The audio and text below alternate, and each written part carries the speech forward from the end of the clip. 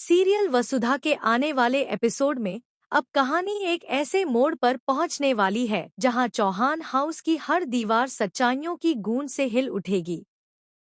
माहौल पहले से ही तनाव भरा है क्योंकि मंडप में बैठे दुल्हन के चेहरे पर घूंघट है और किसी को अंदाजा नहीं कि उस घूंघट के पीछे नंदिनी नहीं बल्कि विधि बैठी हुई है।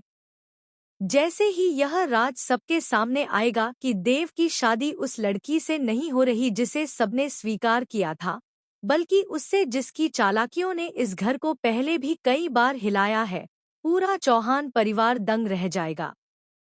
पंडित मंत्र जप रहे होंगे, परिवार फूल बरसा रहा होगा और ठीक उसी समय मंडप के बीचों बीच सन्नाटा छा जाएगा, क्योंकि नंदिनी के गायब होने की सच्चाई और विधि के बैठने की पोल खुलने वाली है। शादी एक झटके में रोक दी जाएगी और सबके चेहरे पर घबराहट साफ नजर आएगी। लेकिन असली तूफान तो अब शुरू होगा। ठीक उसी पल चौहान हाउस के बड़े दरवाजे खुलेंगे और अंदर प्रवेश करेगा करणवीर, गुस्से में भरा, आंखों में नफरत, हाथ में बंदूक। उसके कदमों की आवाज जैसे पूरे घर के दिल की धड़कन बन जाएगी। वह सीधे देव के पास जाएगा, उसे गन पॉइंट पर ले लेगा और पूरे चौहान परिवार को धमकी देगा।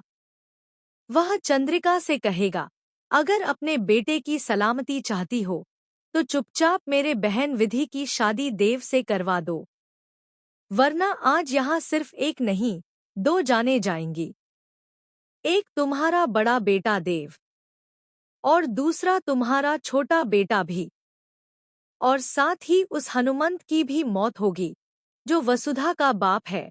इस एक धमकी से पूरी हवेली में चीखें, आंसू और घबराहट फैल जाएगी। अब सबके सामने पहली बार साफ होगा कि आखिर वसुधा क्यों मजबूरी में वह सब कर रही थी जो घरवालों को हमेशा गलत लगता था। चौहान परिवार को आखिरकार समझ आएगा कि वसुधा कोई धोखा नहीं दे रही थी, बल्कि उसके पिता को करणवीर ने बंधक बना रखा था और उसी की धमकियों में फंसकर वह परेशान और डरी हुई हर फैसले को झेल रही थी।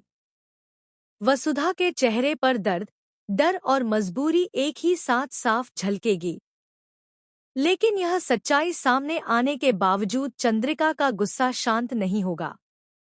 उसे अब भी लगेगा कि जो कुछ गलत घर में हुआ, हर बवाल, हर रुकावट, हर अड़चन, सबका कारण सिर्फ वसुधा है। वह वसुधा को ही दोष देगी कि उसी की वजह से देव और नंदिनी की शादी टूटी, उसी की वजह से विधि ने मंडप में जगह पाई, और उसी